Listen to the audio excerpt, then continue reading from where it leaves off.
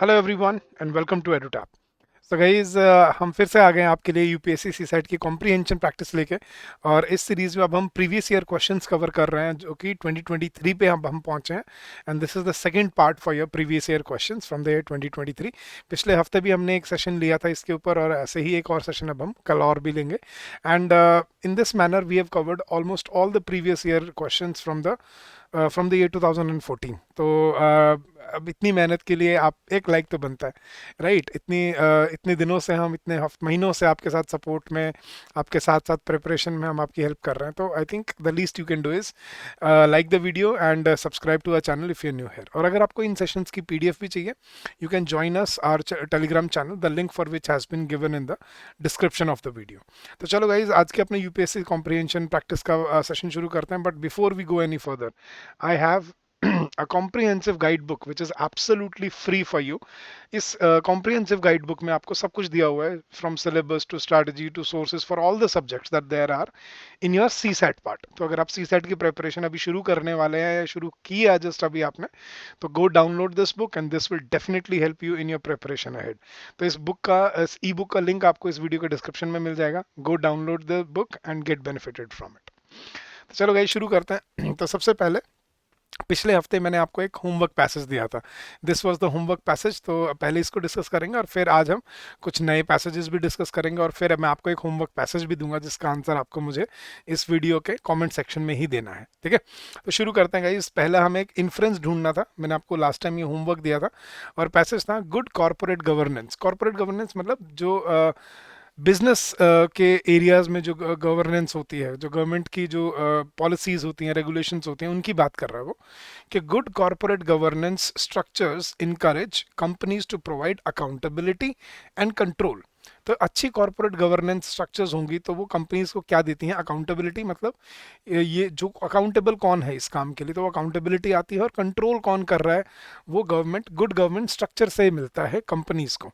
A fundamental reason why corporate governance has moved on to the economic and political agenda worldwide has been the rapid growth in international capital markets.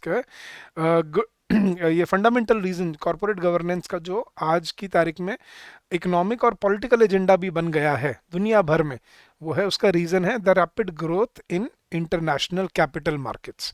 के जो international capital markets में जो growth देखी गई है, एकदम sudden splurge जो देखा गया है, उसकी वजह से ये कॉर्पोरेट गवर्नेंस इकोनॉमिक और पॉलिटिकल एजेंडा का भी हिस्सा बन चुका है अब all over the world.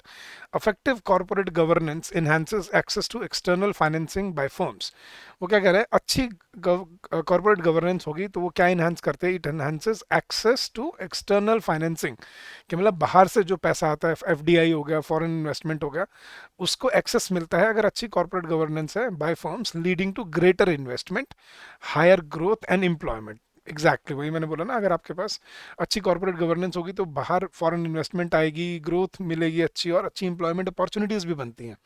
Investors look to place their funds where the standards of disclosure of timely and accurate financial reporting and of equal treatment to all stakeholders are met। और लोग भी, मतलब दुनिया भर के जो इन्वेस्टर्स हैं वो भी ऐसी जगह पे इन्वेस्ट करना चाहते हैं जहाँ पे सही कॉर्पोरेट गवर्नेंस हो, सही फाइनेंशियल रिपोर्टिंग हो, equal treatment to all stakeholders मिले, और ऐसी जगह पे जहाँ पे अकाउंटेबिलिटी हो, ट्रांसपेरेंसी हो, ठीक है, और वो एक इम्पॉर्टेंट पार्ट हो पॉलिटिकल एजेंडा का, ऐसी जगह पे फॉरेन डायरेक्ट इन्वेस्टमेंट आती है। तो क्या इन्फ्लुएंस है? ऑप्शन पढ़ते हैं guys. It is an important agenda of the countries around the world to ensure access to good external financing. के बाहर एक्सटर्नल फाइनेंसिंग की एक्सेस इंश्योर करना इंपॉर्टेंट एजेंडा है। इंपॉर्टेंट एजेंडा एक्सटर्नल फाइनेंसिंग नहीं है, ठीक है, गुड कॉर्पोरेट गवर्नेंस है, ठीक है? तो I think this is wrong. Good corporate governance improves the credibility of the firms. Yes, this is absolutely correct जो कह भी रहा है पैसेज में। International capital markets ensure that the firms maintain good corporate governance. International capital markets जो हैं वो ensure करती हैं कि फर्म्स गुड कॉर्पोरेट गवर्नेंस रखेंगी नहीं। कैपिटल मार्केट्स नहीं इंश्योर करती, गवर्नमेंट इंश्योर करती है कि अगर अच्छी कॉर्पोरेट गवर्नेंस होगी तो उससे आपको इन्वेस्टमेंट आएगी। तो ये भी गलत है। And fourth, good corporate governance paves the way for robust supply chains. ये भी ठीक था, लेकिन सप्लाई चेन्स की बात यहाँ पे थोड़ा सा कॉन्ट्राडिक्टरी हो जाती है। सप्लाई चेन्स क्या होती है? जो इम्पोर्ट और एक्सपोर्ट होता है, राइट, वो उसकी बात नहीं कर रहा है यहाँ पे बात कर रहा है गुड कॉर्पोरेट गवर्नेंस की। तो I think the correct answer here was option number B. And काफ़ी बच्चों ने कमेंट सेक्शन में भी इसका आंसर दिया था पिछली बार, तो you guys are absolutely correct. Kudos to all of you, keep up the good work. ठीक है, चलो गाइज आज के पैसेज पे चलते हैं। तो कुछ नए पैसेजेस आज हम करने वाले हैं, तो शुरू करते हैं गाइस। सबसे पहले हमें क्या ढूंढना है, क्रक्स ढूंढना है। तो हमारी ट्रिक क्या होती है गाइस, सिर्फ क्वेश्चन में आप डिमांड देखो, क्वेश्चन डिमांड क्या कर रहा है, ऑप्शंस को मत देखो क्योंकि वहां पे फिर बायस आ जाएगा। ठीक है, तो क्वेश्चन में डिमांड क्या है और फिर अपने ऑप्शन को पढ़ के फिर ऑप्शंस पे आओ, ताकि आप उस पर्सपेक्टिव से अपने पैसेज को पढ़ रहे हो। जैसे इसमें मुझे क्रक्स ढूंढना है, क्रक्स क्या होता है, पूरे पैसेज का निचोड़, gist of the passage, right, the central theme जो हमें ढूंढनी है वो हमें ढूंढनी है इस पैसेज में। तो पढ़ते हैं और देखते हैं क्या आंसर है। तो let's start with passage one. Many people are not eating the right food. ये पहली लाइनें बहुत इंपॉर्टेंट होते हैं गाइस, इनसे आपको ना ब्रॉड कॉन्टेक्स्ट मिलता है पूरे पैसेज का। तो क्या कह रहे हैं कि बहुत सारे लोग जो हैं वो सही खाना नहीं खा रहे हैं। Many people are not eating the right food. For some it is simply a decision to stick with food they enjoy but which is not too healthy. कि कुछ लोगों के लिए तो ये सिर्फ एक डिसीजन है कि भाई जो खाना उनको पसंद है वो खाते रहो, लेकिन हेल्दी खाना उनके लिए मायने नहीं रखता। कुछ तो लोग ऐसे हो चुके हैं। This is leading to an increase in non communicable disease. Non communicable जो एक दूसरे से फैल जाती हैं, नॉन कम्युनिकेबल जो फैलती नहीं है। तो इससे क्या हो रहा है कि जो डिजीजेज हैं, नॉन कम्युनिकेबल डिजीज है, वो बढ़ रही हैं। This in turn leads to major burden on our health care system, जिससे हमारे हेल्थ केयर सिस्टम्स पे बहुत बर्डन आ जाता है। That have the potential to derail the economic progress which is essential for the poor to improve their lifes. और इससे क्या होता है, अगर बीमारी हो जाए तो गरीबी और बढ़ जाती है और जो लोगों की ज़िंदगी इंप्रूव होनी है वो और ख़राब हो जाती है। For others it is about limited access to nutritious food और अ लैक ऑफ अफोर्डेबिलिटी। और दूसरों के लिए क्या है, ये सिर्फ एक इशू है कि limited access to nutritious food, कि लोगों के पास न्यूट्रिशियस फूड का एक्सेस नहीं है या अफोर्डेबिलिटी नहीं है, मतलब वो अफोर्ड नहीं कर सकते, खरीद नहीं सकते। लीडिंग टू मोनोटोनस डाइट, इससे क्या हो रहा है, मोनोटोनस मतलब एक ही तरह की डाइट वो रोज़ रोज़ खाए जा रहे हैं। ठीक है, that do not provide the daily nutrients for them to develop fully, जिससे पूरे न्यूट्रिएंट्स नहीं मिलते। तो कुछ लोग अपनी चॉइस से खराब हो रहे हैं, उनसे हेल्थ खराब कर रहे हैं अपनी, और फिर हेल्थ केयर सिस्टम पे बर्डन आ रहा है और गरीबी और बढ़ जाती है। और दूसरा है कई लोगों को तो एक्सेस ही नहीं है, खाना मिल ही नहीं पाता है, अफोर्ड नहीं कर पाते, जिससे कि वो डेवलप नहीं हो पा रही, उनकी बॉडी डेवलप नहीं हो पा रही। Part of the reason nutrition is under threat world wide is that our food systems are not properly responding to the nutritional needs, कि हमारे जो फूड सिस्टम्स हैं वो न्यूट्रिशन नीड्स को एड्रेस नहीं कर पा रहे हैं all over the world. Somewhere along that long road from farm to fork, ठीक है, कि किसानों को मतलब खेत से लेके जब तक वो घर तक पहुंचता है, there are serious detours taking place.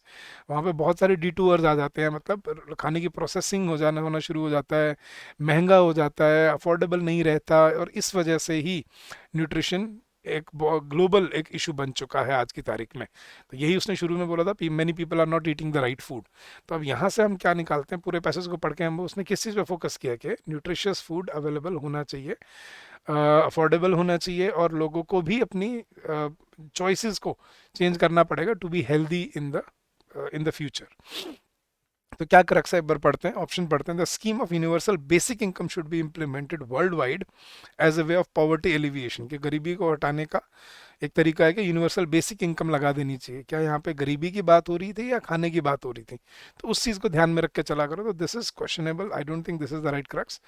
Second, we must place food based nutrition at the centre of our policy debate, कि हमारी जो पॉलिसी डिबेट हम पॉलिसी बनाते हैं बेसिकली, उसके सेंटर में हमारा फूड बेस्ड न्यूट्रिशन होना चाहिए, तभी हम आगे ग्रो कर पाएंगे। बिल्कुल सही बात है। Nutritional status of food should be improved by creating appropriate genetically modified crops, कि जीएम क्रॉप्स बना दो। यहाँ पे ऐसा कुछ नहीं है रहा, जीएम क्रॉप से क्या होगा, न्यूट्रिशन बढ़ जाएगा? नहीं। ठीक है, उससे सिर्फ ग्रोथ या और चीज़ें बढ़ती हैं, न्यूट्रिशियस फूड कोई ज़रूरी नहीं है, तो इट डजंट मेक सेंस है, तो उसको हम एलिमिनेट कर सकते हैं। And fourth, using modern food processing techniques we must fortify food items with required nutrient elements, कि आज फूड प्रोसेसिंग टेक्नोलॉजी को यूज़ करके हमें खाने में न्यूट्रिएंट एलिमेंट डालने चाहिए। ये भी नहीं कह रहा वो, उसने क्या कह रहा है कि लोगों को गरीबी जो अफोर्ड नहीं कर सकते न्यूट्रिशियस फूड को, या अफोर्डेबल नहीं है, लिमिटेड एक्सेस है, या चॉइस नहीं है जिनके पास अच्छे खाने की, उनको हमें खाना चेंज करना पड़ेगा। तो I think the right answer here is again option B, we must place food based nutrition at the centre of our policy debate. Right, चलो गाइस नेक्स्ट पैसेज पे चलते हैं। हमें एक लॉजिकल रैशनल इम्प्लीकेशन ढूंढना है कन्वेड बाय द पैसेज, कि क्या इम्प्लीकेशन हो सकता है इसका, ठीक है, कि क्या प्रभाव हो सकते हैं, हमें वो ढूंढना है। तो एक बार पैसेज पढ़ते हैं फिर देखते हैं। तो to tackle the problem of pollution in cities, policy makers think that drastic actions like temporary use of odd even number scheme, जैसे दिल्ली में होता है कि वो क्या कह रहे हैं कि बड़ी सिटीज़ में जो पॉल्यूशन की प्रॉब्लम है इसको टैकल करने के लिए पॉलिसी मेकर्स को क्या लगता है कि ड्रास्टिक एक्शन जो हैं, जो टेम्परेरी यूज़ के लिए यूज़ होते हैं, जैसे temporary use of odd even number scheme for vehicles, closing schools, factories, construction activities and banning the use of certain type of vehicles are a way forward. लोगों को लगता है कि ये टेम्परेरी जो है ना, ऑड इवन चला दिया, स्कूल बंद कर दिए कुछ टाइम के लिए, फैक्ट्री बंद कर दी, कंस्ट्रक्शन बंद कर दी, या कुछ ऐसे सर्टन डीजल व्हीकल्स बंद बैन कर दिए, इससे पोल्यूशन की प्रॉब्लम सॉल्व हो जाएगी, इससे नहीं होगी, ये सिर्फ टेम्परेरी मेजर्स है। उसने बोला temporary use of this. So people think that you know these drastic actions are useful, even then air is not clean, और ये सब करने के बाद भी हवा साफ नहीं है। Vehicles more than 15 years old comprise 1% of the total and taking them off the road will not make any difference। के 15 साल से पुराने व्हीकल सिर्फ 1% है, 100 में से एक व्हीकल होता है और उसको बैन करने से कोई फर्क नहीं पड़ने वाला है एयर पोल्यूशन पे। Banning certain fuels and car types arbitrarily is not proper, कि कुछ फ्यूल्स को जैसे डीजल के या सीएनजी फ्यूल्स है उसको बैन कर दिया गया, तो वो गलत है, वो उससे कुछ नहीं होने वाला। Banning certain fuels and car types arbitrarily is not proper. Diesel engines produce more particulate matter, PM होता है पार्टिकुलेट मैटर, मतलब कितना डस्ट है हवा में। तो diesel engines produce more particulate matter 2 to 5 and less CO2, कि उससे ज़्यादा पार्टिकुलेट मैटर आते हैं और कम CO2 होती है देन पेट्रोल, कि पार्टिकुलेट मैटर ज़्यादा प्रोड्यूस करता है लेकिन CO2 कम प्रोड्यूस करता है पेट्रोल से, और सीएनजी इंजन या सीएनजी इंजन से भी वो CO2 कम प्रोड्यूस करता है, पार्टिकुलेट मैटर ज़्यादा करता है। On the other hand both diesel and CNG engines produce more nitrous oxide then petrol engines के, और दूसरी तरफ अगर हम देखें कि सीएनजी और डीजल दोनों पेट्रोल इंजन से ज़्यादा नाइट्रस ऑक्साइड प्रोड्यूस करते हैं।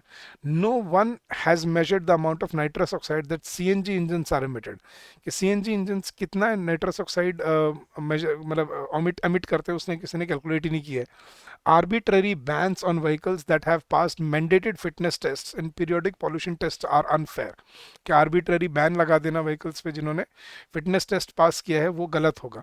What is needed is the scientific and reliable information about the source of pollutions, कि भैया हमें जो चाहिए वो क्या है, ये नहीं कि बैन कर दिया, कुछ भी कर दिया, स्कूल बंद कर दिया, हमें ये ढूंढना पड़ेगा साइंटिफिकली क्या इन्फॉर्मेशन चाहिए हमें, सोर्स ऑफ पोल्यूटेंट्स, कहाँ से पोल्यूटेंट्स आ रहे हैं on a continuing basis, and the technologies that will work to reduce pollution from them, और क्या टेक्नोलॉजी है जिससे हम ये अपना एमिशन कम कर सकते हैं। तो क्या इम्प्लीकेशन है उसने वो हमें ढूंढना है। Arbitrary curbs on vehicles to reduce pollutions are difficult to implement, क्या वो डिफिकल्ट है इम्प्लीमेंट करना, डिफिकल्ट नहीं है वो क्या है, गलत है, वो ये कह रहा है। नी jerk reactions can not solve the problem of pollution but an evidence based approach will be more effective. Yes, knee jerk reaction क्या होते हैं कि जब मुसीबत पड़ी तब उस पर काम करना शुरू किया, जैसे सर्दियों में मोस्टली अक्टूबर नवंबर में होता है दिल्ली में, अगर आपने देखा है तो जब वो स्टबल बर्निंग हो जाती है, फिर ठंड की वजह से बहुत ज़्यादा स्मोक हो जाता है, वहाँ पे फिर वो क्या करते हैं ऑड इवन वाला रूल लगा देते हैं कि ऑड इवन चलेगा, स्कूल बंद हो जाएंगे, इससे पोल्यूशन कम नहीं होगा। ये तो सिर्फ टेम्परेरी मेजर्स है, उसके लिए हमें proactive approach, evidence based approach चाहिए, जो उसने ऑप्शन बी में सही बोला है। और ऑप्शन देखते हैं, heavy penalty should be enforced on those driving without periodic pollution test, ये फाइन लगाना पोल्यूशन कम करना इससे कुछ नहीं होगा। उसने खुद बोला, last in the absence of laws to deal with the problems of pollution the administration tends to make arbitrary decisions, कि लॉज ना होने की वजह से, प्रॉब्लम्स ऑफ पोल्यूशन की वजह से उनको टेम्परेरी मेजर्स लेने पड़ते हैं। ये नहीं कह रहा वो कह रहा है कि ऐसे टेम्परेरी एक्शन लेने से पोल्यूशन कम नहीं होगा, हमें एक एविडेंस बेस्ड अप्रोच लेना पड़ेगा जो कि ज़्यादा इफेक्टिव होगा। तो option B was the correct option है। चलो गाइस आगे बढ़ते हैं। हमें 4 अजम्पशन दिए हैं इस पैसेज में, हमें बताना है कि कौन से अजम्पशन यहाँ पे वैलिड है कौन से नहीं है। तो एक बार पढ़ते हैं। Food consumption patterns have change substantially in India, food consumption के जो पैटर्न है ना वो इंडिया में बदल चुके हैं, उसने कहा है। Food consumption patterns have change substantially in India over the past few decades, पिछले कुछ सदकों में ये बहुत चेंज हो चुके हैं। This has resulted in the disappearance of many nutritious food such as millets, और इसकी वजह से बहुत सारे न्यूट्रिशियस फूड जो हैं वो खत्म हो गए हैं, डिसअपियर हो चुके हैं, जैसे कि मिलेट्स जो कि बहुत ही न्यूट्रिशियस फूड है।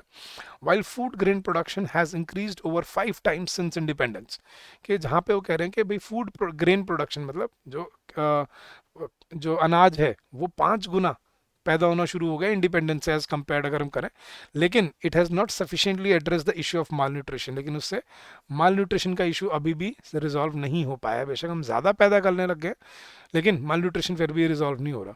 फॉर लॉन्ग, बहुत समय से, the agriculture sector focused on increasing food production, particularly staples जैसे वीट, राइस, इन सब, मतलब जो ये जो कैश क्रॉप्स होते हैं, तो इस पे फोकस किया एग्रीकल्चर ने। तो बहुत समय से agriculture sector focused on increasing food production, particularly staples, which led to lower production, जिससे कि प्रोडक्शन कम हो गई है, and consumption of indigenous traditional crops, और जो ट्रेडिशनल इंडिजिनस क्रॉप्स हैं उनकी कंजम्पशन कम हो गई है इनएडवर्टेंटली। फ्रूट्स जो कम हो गए हैं, इनकी कंजम्पशन कम हो गई है, वेजिटेबल्स की कंजम्पशन कम हो गई है, impacting food and nutrition security in the process, जिससे फूड सिक्योरिटी और न्यूट्रिशन सिक्योरिटी को पे प्रभाव पड़ता है।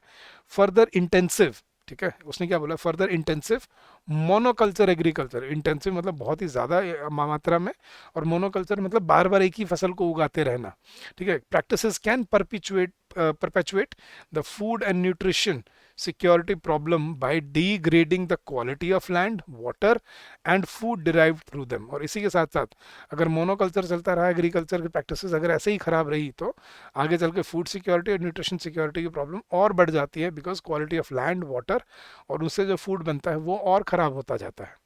तो उसने क्या अजम्पशन दिया, आप देखते हैं guys, to implement sustainable development goals and to achieve zero hunger goal, monoculture agriculture practices are inevitable even if they do not address malnutrition. देखो कॉन्ट्रोडिक्टरी बोल रहा है वो, contradictory to whatever has been said by the passage के sustainable development goal की वजह से हमें मोनोकल्चर करना पड़ेगा। नहीं, गलत है, ये नहीं कह रहा उसने।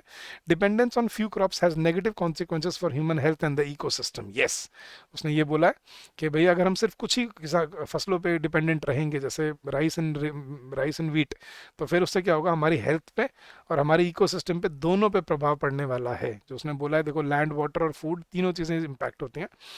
आगे बढ़ते हैं, ये तो बिल्कुल सही था। Option 2, government policies regarding food planning need to incorporate nutritional security, के गवर्नमेंट पॉलिसीज जो बना रही है उसके लिए जो न्यूट्रिशनल सिक्योरिटी है उसको ज़रूर हमें ध्यान देना पड़ेगा। तो पहले देखो ऑप्शन 1 गलत है, तो पहले जिस इसमें ऑप्शन 1 है ना उनको एलिमिनेट कर दो। ए और डी एलिमिनेट हो गए, बचे अपने पास 2 और 3 एंड 3 एंड 4। तो आई थिंक 2 एब्सोल्युटली करेक्ट है। 4 एक बार पढ़ते हैं। For the present monoculture agriculture practices, farmers receive subsidies in various ways and government offers remunerative prices for grains, therefore they do not tend to consider. कि आज present monoculture की subsidy देती है गवर्नमेंट, रिन्यूमरेटिव प्राइसेस देती है, इसलिए वो बदलने की कोशिश ही नहीं करते। क्या यहाँ पे उसकी बात हो रही है? नो, यहाँ पे बात हो रही है कि हमें गवर्नमेंट की पॉलिसीज़ को हमें न्यूट्रिशनल सिक्योरिटी की तरफ बढ़ाना पड़ेगा। फूड प्लानिंग को हमें incorporate has to incorporate nutritional security, और दूसरी चीज़ हमें क्या करना पड़ेगा, हेल्थ और इकोसिस्टम पे भी ध्यान देना पड़ेगा। तो I think option 2 and 3 were correct, so option B was the valid answer here. तो इस तरह से गाइज अपने ऑप्शंस एलिमिनेट करके अपने आंसर्स पे पहुंचना होता है हमें लॉजिकली, ताकि हम अपने सर्टनिटी को और अपनी एक्यूरेसी को डिफाइन कर पाएँ। तो गाइज आई होप आपको ये ज़रूर पसंद आया होगा, the initiative that we have taken up for you. अब ये है आज का आपका होमवर्क पैसेज। अब ये मैं आपके लिए पढ़ता हूँ और आपको इसका आंसर मुझे इस वीडियो के कमेंट सेक्शन में देना है। हमें एक इन्फ्रेंस ढूंढना है हमें इस पूरे पैसेज का। तो elephants are landscape architects creating clearings in the forest, preventing overgrowth of certain plant species and allowing space for the regeneration of others, which in turn provide sustenance to other herbivorous animals। क्या करेंगे, elements बहुत सारे important roles play करते हैं जंगल में। Elephants eat plants, fruit and seeds, propagating the seeds when they defecate in other places as they travel। कि जहाँ जैसे जैसे जैसे वो खाना खाते हैं, फ्रूट खाते हैं, और उनके जो सीड्स हैं जहाँ पे भी वो डेफिकेट करते हैं उनसे वो पॉलिनेशन एक तरह से वो करते रहते हैं। Elephant dung provides nourishment to plants and animals and act as a breeding ground for insects. In times of drought, they access water by digging holes, which benefits other wildlife। ठीक है, तो उसने एलिफेंट्स के role के बारे में बात की यहाँ पे। तो क्या इन्फ्रेंस है? ऑप्शन है, the home range of elephants needs to be a vast area of rich biodiversity. Second, elephants are the keystone species and they benefit the biodiversity. Third, rich biodiversity cannot be maintained in the forest without the presence of elephants. Yeah, elephants are capable of regenerating forests with species as per their requirement. So you have to find out and you have to tell me which is the right inference out of these options. और आपको मुझे answer अपने इस video के comment section में देना है. तो गाइज अगर आपको अच्छा लगा you can also join us in our comprehensive course, जिसमें हमने आपको डे 1 पे सारी जो क्लासेस है वो रिकॉर्डेड फॉर्म में डे 1 पे आपको अवेलेबल मिलेंगी. सारी concept classes for quants, reasoning as well as English, सभी सब्जेक्ट्स आपको सी सेट के मिलेंगे along with downloadable PDFs as well as practice questions for every chapter. Then there is a separate test series where you have separate sectional tests as well as full length tests to practice your simulation of the exam. Weekly live doubt sessions होते हैं faculty members के साथ और live revision classes भी हैं आपको help करने के लिए. तो I hope you can get benefited from this course. अगर आप हमें join करना चाहते हैं, the link has been given in the description of the video. Go check out the link, go check out the courses, and there's a special discount going on. You can also get benefited from it. तो इसका link आपको इस video के description में मिल जाएगा. So go start your preparation and come out as a winner. ठीक है, तो चलो guys, that is it for today. I hope आपको इससे हेल्प मिली होगी. कल मैं एक और सेशन लेके आऊँगा 2023 के ही पैसेजेस का, और फिर हम प्रैक्टिस सेशंस और हम शुरू करेंगे इसके बाद. But till then keep on working hard, keep on giving your best. अगर आपका in the meantime कोई doubt है, कोई query, you can always call us on this number, that is 8146207241, or you can drop us an email at hello@edutap.co.in. ठीक है, ये हमारा email ID, आप हमें इस पे भी ईमेल कर सकते हैं and you can ask us your queries if you have any. तो thank you so much once again guys. Keep on working hard, keep on giving your best, and I wish you all the success in your endeavors ahead, and I'm sure we are able to help you out in this journey. So thank you so much once again, and happy learning to all of you.